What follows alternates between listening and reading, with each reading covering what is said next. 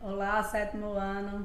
Iremos começar a nossa revisão parte 2, falando sobre os temas que foram gerados aqui após o fim da Idade Média, após o fim do feudalismo. Então, trabalharemos o mercantilismo, começando com as práticas na qual as metrópoles exploravam a colônia, mantendo a sua balança comercial favorável, voltada para a exportação da matéria-prima e também da exploração dos metais preciosos encontrados nas colônias e no Novo Mundo, bem como a exploração e introdução da monocultura, no caso do Brasil, da cana-de-açúcar, que era voltada para a exportação.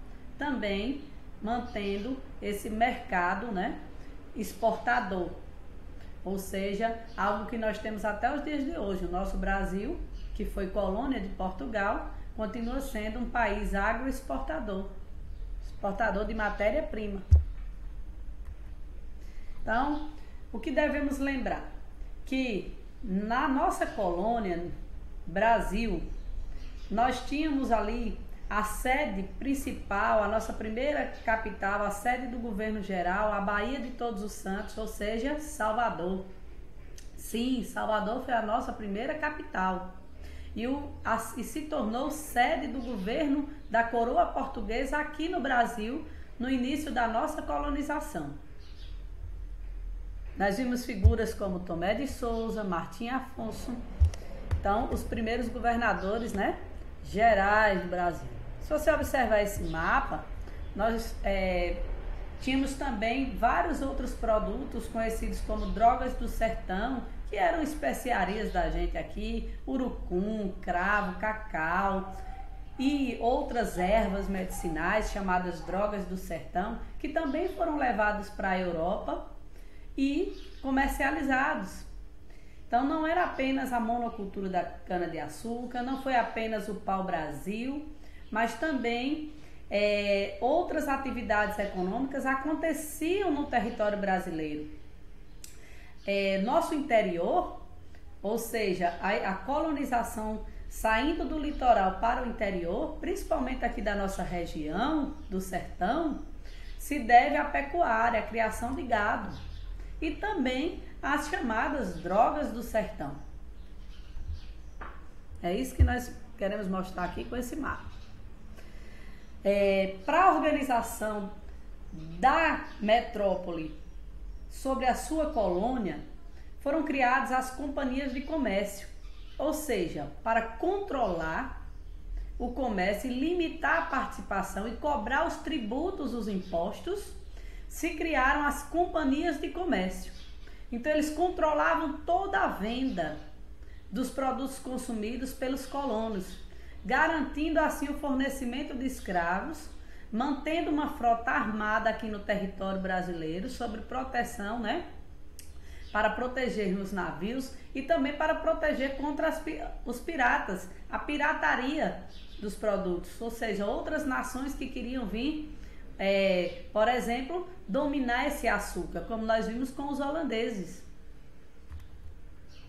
Então a procura principal foi sim o metalismo, foi sim a busca por minerais preciosos. Mas no caso da colônia Brasil, só nos finais do século XVII e durante todo o século XVIII, conhecido como século do ouro, é que a coroa portuguesa irá explorar e encontrar, por meio das bandeiras, dos bandeirantes paulistas, encontrar, principalmente em Minas Gerais, o ouro tão sonhado e o diamante.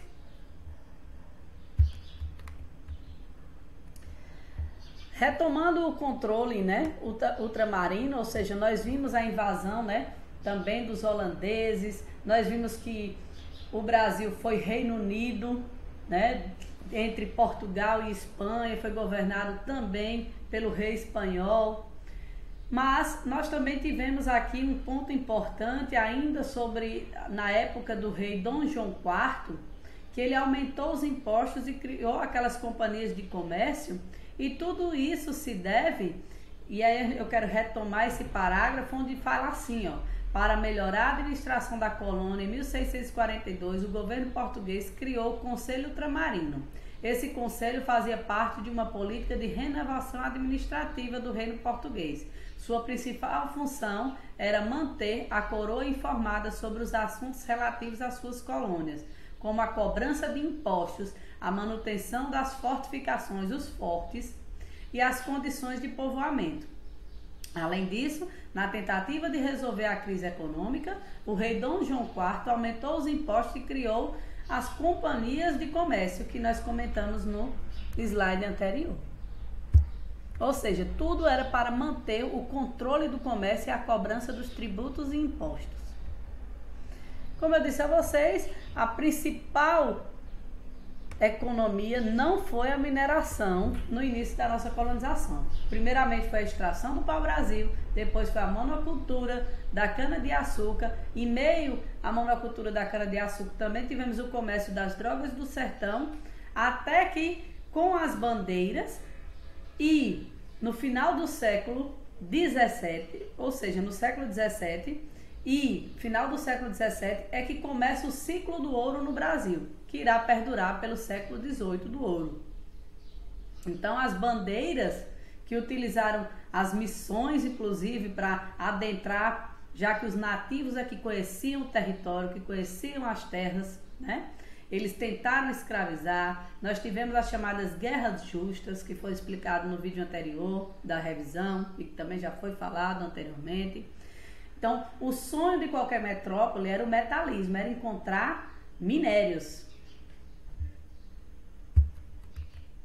Então, essa foi a nossa revisão. Bons estudos e até a próxima.